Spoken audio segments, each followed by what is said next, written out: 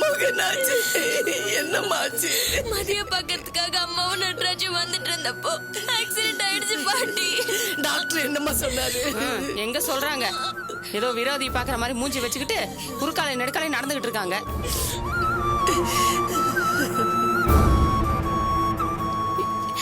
எங்களுக்கு ரொம்ப பயமா இருக்கு. எதுவுமே சொல்ல மாட்டேங்கிறாங்க. என்னாச்சுன்னு கேட்டா அடிச்சு விரட்டாத குறையா போன்னு சொல்றாங்க.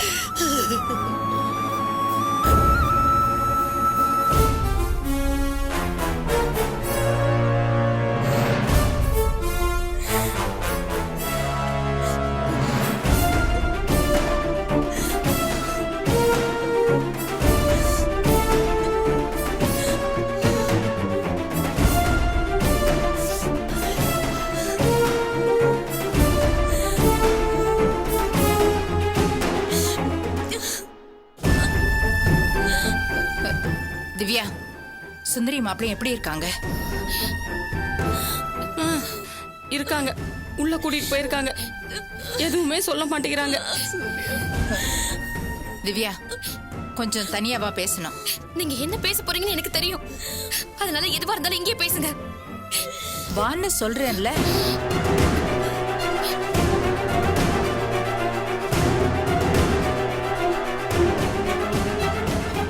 ஏய், நீ என்னடி நடிச்சிட்டு இருக்கோ மனசுல? நீ யார் மேல கம்ப்ளைண்ட் கொடுத்திருக்க தெரியுமா? உன் அண்ணன் மேலடி. அவனா உன் புருஷனை கொல்ல பார்த்தான்.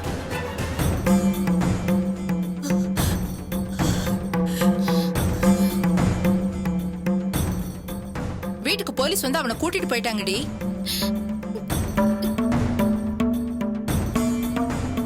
என்ன ஏதுன்னு கேட்டா நீதான் கம்ப்ளைண்ட் கொடுத்திருக்கன்னு சொல்றாங்க. அடுத்தவங்களே சொன்னா கூட எங்க அண்ணன் அப்படி செஞ்சிருக்க மாட்டான்னு நீதாண்டி சொல்லிருக்கணும்.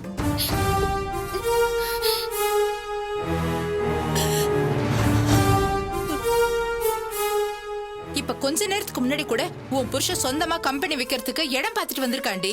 அத பத்தி தான் என்கிட்ட பேசிட்டு இருந்தான்.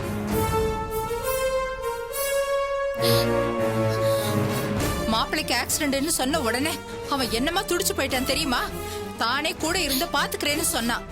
ஆமா, அப்பதானே சந்தேகம் வராது. ஏய், இந்த மாதிரி நன்றி இல்லாம பேசுன நல்லாவே இருக்க மாட்டேடி. மா, முதல்ல நீங்க நன்றியோட இருங்க. அத்தை இப்ப எந்த மாதிரி சிச்சுவேஷன்ல இருக்காங்க பாரு. அனாவசியமா பேசாத. இப்ப நீ வந்து கம்ப்ளைண்ட வாபஸ் வாங்க போறியா இல்லையா? அதெல்லாம் முடியாது.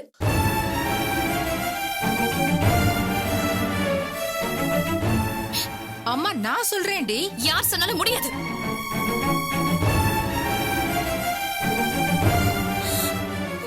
ஏய், ரொம்ப திமிரா பேசிட்டு இருக்க. உனக்கெல்லாம் மனசாட்சி எதுவுமே இல்லையா? அதுதான் நானும் உங்ககிட்ட கேட்டுட்டு இருக்கேன்.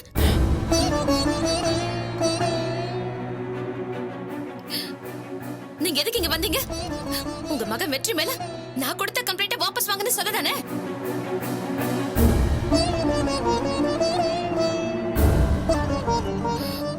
மருமகனுக்கு ஆக்சிடென்ட் ஆயிடுச்சு, சம்மந்தி அடிபட்டிருக்காங்களேன்னு பார்க்க வரல.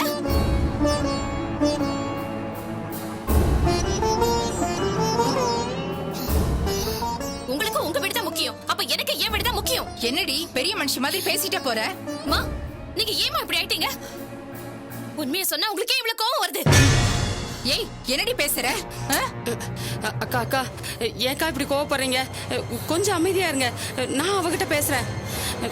திவ்யா, திவ்யா, சித்தி நான் கூப்பிடுறேன்ல, வா வாமா, சொன்ன கேளு, வா வா.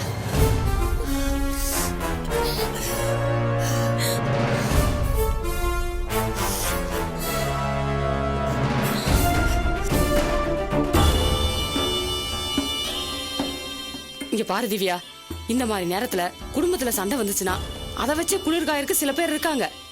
நான் அந்த மாதிரி ஆள் இல்ல. அந்த துரை வேற இங்க வந்திருக்கான். அவன் எப்படி பாக்குறான்னு பார்த்தல. என் பையனை விட்டுட்டு வேற ஒருத்தர் கட்டி கொடுத்தீங்களே, இதான் அந்த லட்சணமாங்கிற மாதிரி பார்த்தான்ல.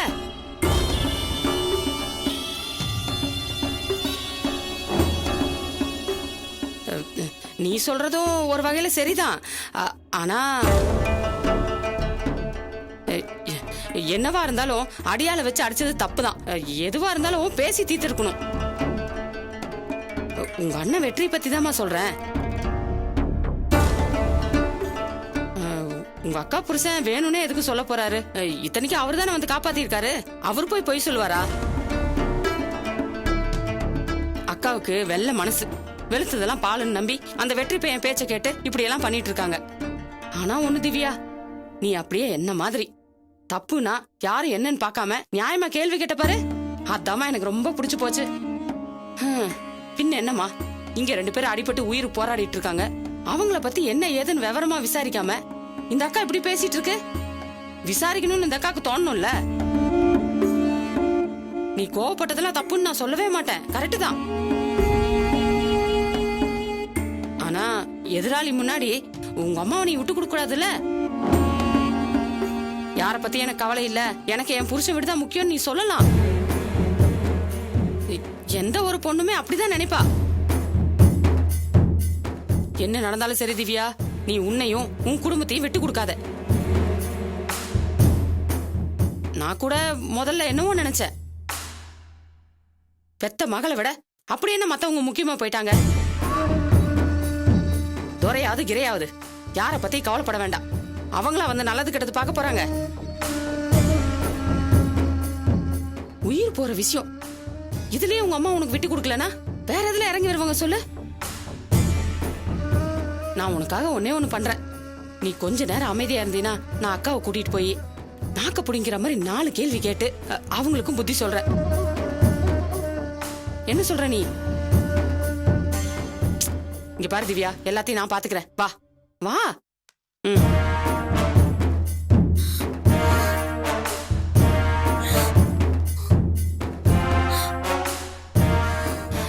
அக்கா தப்பா நினைச்சுக்காம ஒரு நிமிஷம் என் கூட வாங்க. என்ன பாஞ்சாலி? அக்கா வாங்க அக்கா, சொல்றேன் வாங்க. சரியோ தப்போ, இப்ப நான் சுந்தரி சம்பந்த இடத்துல இருந்து நான் சில விஷயங்களை பார்த்தாகணும். முதல்ல நீங்க வாங்கக்கா. வாங்கக்கா சொல்றேன். வாங்க வாங்க வாங்கக்கா. வாங்கக்கா வாங்க வாங்க. கா, நான் எதுக்கு உங்களை தனியா கூப்பிட்டு வந்தேன்னா, அந்த துரை பையன் எதுக்கா இங்க வந்தான்? அவன் முன்னாடி வச்சு நம்ம எதையுமே பேசக்கூடாது. அது நம்மளுக்கு தானே அசிங்கம். இது நம்ம குடும்ப பிரச்சனை, நமக்குள்ளதானே பேசி தீர்த்துக்கணும். அதுக்குதான் இவ்வளவு நேரமும் திவ்யாவை கூப்பிட்டு வச்சு நான் அவளுக்கு புத்தி சொன்னேன். அவ சின்ன பொண்ணு இல்லையா, அதான் அதுக்கு எதுவும் புரிய மாட்டேங்குது. அவ பேசுனது என்ன சின்ன பொண்ணு பேசுற மாதிரியா இருக்கு? ஐய என்னக்கா நீங்க எதுக்கு இப்படி அவசரப்படுறீங்க? அது பேசுதுன்னா அதுவே பேசுச்சுன்னு அர்த்தமா? புரியலையாக்கா? அந்த வீட்டுக்கு உங்க பொண்ணு வாழ்றதுக்குன்னு போயிடுச்சு. இதுக்கு மேல சில விஷயங்களை நீங்க பொறுத்துதான் போகணும். இப்ப உங்க பொண்ணு பேசுச்சே, அதெல்லாம் பேச்சே கிடையாது. இங்க சூர்யான்னு ஒருத்தர் இருக்கா பாருங்க, அவெல்லாம் வாயை திறந்தானா ஊரே காதை முடிக்கும்க்கா. இன்னும் நம்ம பொண்ணு அந்த அளவுக்கு போகல. அது வரைக்கும் சந்தோஷப்பட்டுக்கோங்கக்கா. இப்ப கூட பாருங்களேன், வெற்றி தம்பி உங்க அம்மா வயித்துல பிறக்கலையே தவிர அது உங்க அண்ணன் இல்லையான்னு கேட்டதுக்கு அது என்ன சொல்லுச்சு தெரியுமா? வேணா விடுங்கக்கா, அது சொன்ன வார்த்தைய என்னால வாய் விட்டு சொல்ல முடியல. சரி நடந்தது விடுங்க. நம்ம பொண்ணு மனசுல இப்படி ஒரு நஞ்சை விதைச்சு விட்டாங்க, நம்ம என்ன பண்ண முடியும்? இதுல பாவம் நல்லது பண்ண வெற்றி தம்பி தான் மாட்டிக்கிச்சு. என்ன வேணா சொல்லலாம், ஒருத்தர் மேல கொலைப்பழி போடலாமா? பாருங்கக்கா, நான் இப்பவே சொல்றேன், இதை நம்ம சும்மா விட்டோம்னா நாளைக்கே எப்பேற்பட்ட பழி சொல்லும் நம்ம மேல சொல்லுவாங்க. ஏன் புத்திக்கு எட்டின வரைக்கும் நான் திவ்யாக்கு எடுத்து சொல்லியிருக்கேன். நீங்க கோவப்படாம கொஞ்சம் அமைதியா போய் கேளுங்க. கண்டிப்பா கம்ப்ளைண்ட வாபஸ் வாங்கிரும். அக்கா, அவங்க என்ன பேசினாலும் நாம அமைதியா இருக்கணும், அதான் முக்கியம். வாங்கக்கா போலாம். ஐயோ அக்கா, எல்லாத்தையும் சொன்னேன், முக்கியமான ஒன்ன மட்டும் மறந்தே போயிட்டேன். உங்க மூத்த மருமகன் அது என்னக்கா இப்படி சொன்னதுக்கே நீங்க முறைக்கிறீங்க? ஆனா அங்க அவன் சொல்றபடியெல்லாம் ஆடுற மாதிரி தானே நம்ம பொண்ணையும் நடராஜ் மாப்பிளையும் வசியம் பண்ணி வச்சிருக்கான். நல்லா யோசிச்சு பாருங்க, அது எப்படிக்கா ஆக்சிடென்ட் ஆன அதே நேரத்துக்கு இந்த பையன் அங்க போவான்? நம்ம வெற்றி தம்பி மேல பழிய போடணுங்கிறதுக்காகவே இவன் தான் ஏதோ பண்ணிட்டு இப்படி எல்லாம் நாடகம் ஆடிக்கிட்டு இருக்கான். இங்க பாருங்க, நீங்க எதையுமே மனசுல வச்சுக்காம அமைதியா அங்க வாங்க. ஏன்னா நம்ம வெற்றி தம்பி மேல எந்த பழியும் வராம நாம பாத்துக்கணும். அது ஜெயிலுக்கு மட்டும் போயிடவே கூடாது. அதுதான் நம்மளுக்கு முக்கியம். சரியா? சரி வாங்க போலாம். வாங்க வாங்கக்கா வாங்க. ஏங்க இந்த மருந்து வாங்கிட்டு வாங்க. டேய் முதல்ல அதை குடுறா. இந்த குடும்பத்துக்கு வாங்குறதுக்கு நீ யாரா?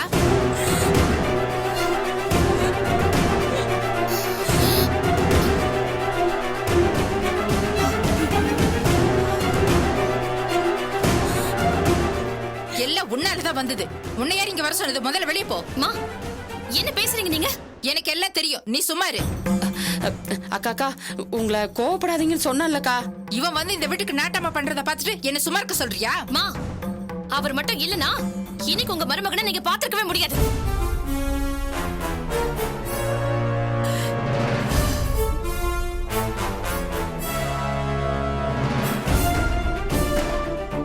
அவருக்கு நன்றி சொல்லனாலும் அவரை அவமானப்படுத்தாதீங்க. ஏய் இவ்வளவு பிரச்சனைக்கு காரணம் இவன் தாண்டி. இதெல்லாம் பண்ணதும் இவன் தான். ஏமா இப்படி பிஹேவ் பண்றீங்க? அண்ணனை காப்பாத்துறதுக்காக இப்படி எல்லாம் பேசுவீங்களா?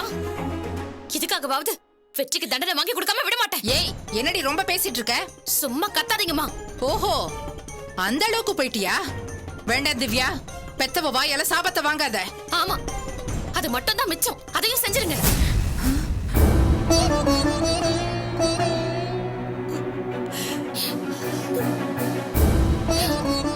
இப்படி அவரை அடிச்சு போட்டீங்க. என்ன மட்டும் ஏன் விட்டு வச்சிருக்கீங்க? ஏண்டி இவ்வளவு நேரம் வெற்றியை சொல்லிட்டு இருந்த, இப்போ என்னையும் கொலைகாரிங்கிறியா? வெற்றிக்கு சப்போர்ட் பண்றீங்கன்னா ரெண்டு பேரும் சேர்ந்து பண்றீங்கன்னு தானே அர்த்தம். சீ, பீம்புக்குன்னு பேசுற உன்கிட்ட போய் சமாதானம் பேசிட்டு இருக்கேன் பாரு. கடைசியா கேக்குறேன், நீ இப்ப கம்ப்ளைண்ட வாபஸ் வாங்க முடியுமா முடியாதா? முடியாது. அவ்வளவுதானே, விடு, நான் பாத்துக்கிறேன். என் பையனை எப்படி வெளியில கொண்டு வரணும்னு எனக்கு தெரியும்.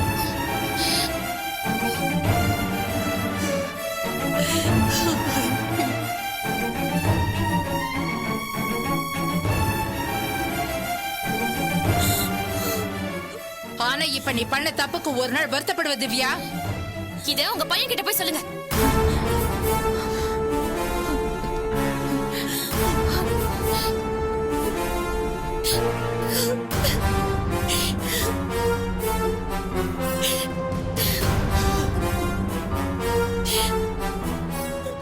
என்னம்மா இது? இவங்க குடும்பத்துல இவ்ளோ பிரச்சனை இருக்கும் போல இருக்கு. அப்ப சொல்ற அது வந்து ஏதோ என்ன வேண்டான்னு சொல்லிட்டு வந்தாலும் என் அண்ணன் மகன் நல்லா இருக்கான்ல நான் நினைச்சுக்கிட்டு இருக்கேன்.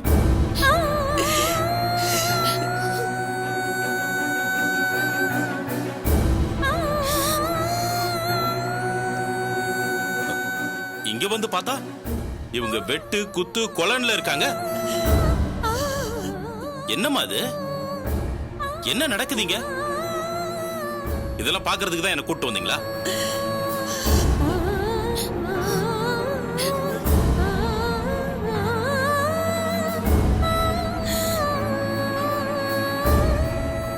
என் அண்ணன் குடும்பம் இப்படி சீரஞ்சி கிடக்கிறத என்னால கண் கொண்டு பார்க்க முடியலமா.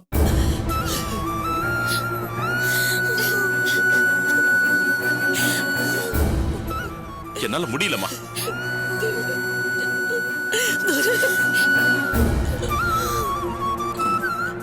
நான் போய் மருந்து வாங்கிட்டு வந்துடுறேன்.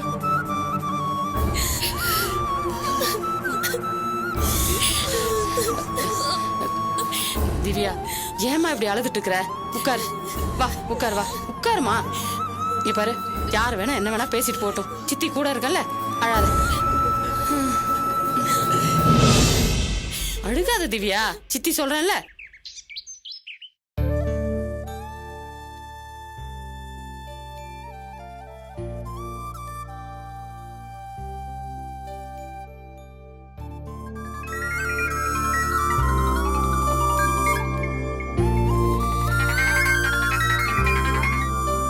சொல்லு பலு. டேய், உனக்கு ஃப்ளைட்டுக்கான ஏற்பாடுலாம் ரெடி ஆயிடுச்சுடா. எப்போ வர? அதுக்கு தேவையில்லாம போச்சு. என்னடா போன வேகத்திலே ஆளை தூக்கிட்டியா? இல்ல மச்சான், அவளே எஸ்கேப் ஆயிட்டா. எப்படிடா? அதான் எனக்கும் தெரியல. திடீர்னு ரொம்ப சென்டிமெண்டா பேசிட்டு அவ பாட்டுக்கு போயிட்டா. டேய், இந்த மாதிரி கேரக்டர்லாம் ரொம்ப டேஞ்சர். லூஸ் மாதிரி பிஹேவ் பண்றவங்க, சென்டிமெண்டல் ஃபூல்ஸ். திடீர்னு ஒரு நாள் வந்து அவளால உன்னை பார்க்காம இருக்க முடியலன்னு சொல்லி உன்னை மிரட்டுவா. ரொம்ப கேர்ஃபுல்லா இருக்கணும்டா. இல்லை பாலு, அவளை பற்றி எனக்கு நல்லா தெரியும். அந்த மாதிரி அவள் மென்டல் கேஸ்லாம் இல்லை. என்னடா திடீர்னு பாசம் பொங்குது? சீச்சி, அவள் என்னை விட்டு போறேன்னு சொன்னதுக்கப்புறம் தான் நிம்மதியாகவே இருந்துச்சு. டைவர்ஸ் பேப்பரில் கையெழுத்து போடுறேன்னு சொல்லிட்டா. அப்புறம் என்னடா பிரச்சனை முடிஞ்சது? மச்சான் மச்சான் ஒரு நிமிஷம் லைன்ல இரு. ம். டேய் நம்மளால தான் ஃபோன்ல வரான், நீ ஒரு நிமிஷம் வெயிட் பண்ணு. சொல்லுங்க. அப்படியா? ஓ சரி. அப்படியா? அவர்கிட்ட தான் பேசிட்டு இருக்கேன். பேசிட்டு உங்களை கூப்பிடுறேன், ஃபோன் வைங்க. மச்சான், நடராஜ் விஷயமா சொல்லியிருந்தோம்ல, அவன் தான் லைன்ல வந்தான். சொன்ன மாதிரியே உங்க ஆளுங்க பக்காவா தூக்கிட்டாங்க போல் இருக்கு. இல்ல மச்சான், அதுல ஒரு சின்ன மிஸ்டேக் ஆயிடுச்சான். என்னடா சொல்ற? ஆமாடா, நம்ம ஆளுங்க தான் ஃபாலோ பண்ணிட்டு போயிருக்காங்க. ஆனா அதுக்குள்ள அவங்களுக்கு ஆக்சிடென்ட் ஆயிடுச்சான். அப்ப பிளான் பண்ணி நம்ம அனுப்புன ஆளுங்க நடராஜ் தூக்கலையா? இல்லையாண்டா. நான் அப்பவே நினைச்சேன், நம்ம நடராஜை மட்டும் தானே தூக்க சொன்னோம், இவனுக்கு ஏன் அவங்க அம்மாவையும் சேர்த்து தூக்குனாங்க?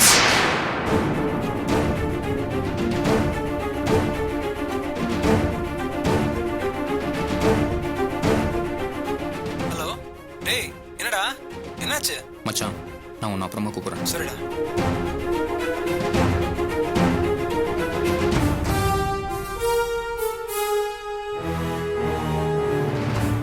என்னப்பா என்ன இதெல்லாம்? உனக்கு எதுவும் வந்துடக்கூடாதுங்கிறதுக்காக தானே நாங்க ரோட்ல போறவ பேச்செல்லாம் கேட்டு அவளுக்கு சலாம் கூட போட்டோம். திரும்ப திரும்ப நீ ஏன் இந்த மாதிரி வேலைக்கெல்லாம் போற? ஏதாவது சிக்கல்ல மாட்டிக்கிட்டேன்னா என்ன ஆகும் சஞ்சய்? ஏற்கனவே இருக்கிற பிரச்சனை பார்த்தாதா? ஏன் இப்படிலாம் ஆகுதுன்னு உன் ஜாதகத்தை கொண்டு போய் காமிச்சேன். அதுல வேற இன்னும் கொஞ்ச நாளைக்கு உனக்கு டைம் சரியில்லைன்னு சொல்லியிருக்கான்.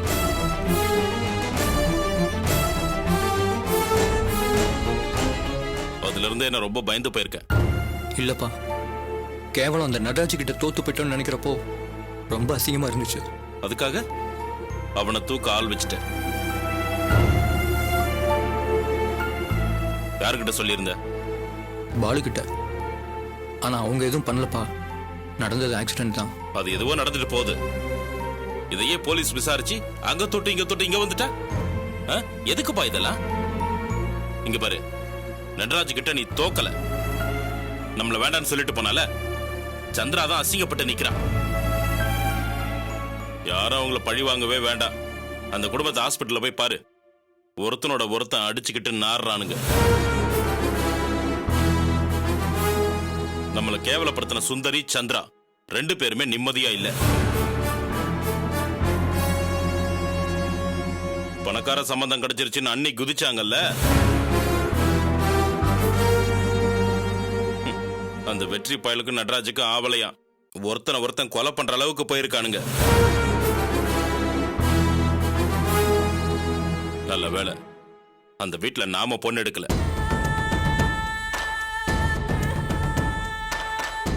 இப்ப கூட இந்த ஆக்சிடென்ட்டை வெற்றி தான் பண்ணான்னு போலீஸ்ல கம்ப்ளைண்டே கொடுத்திருக்காங்க.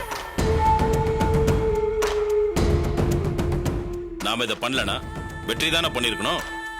இது அவங்க பஞ்சாயத்து, நமக்கு தேவையில்லாதது.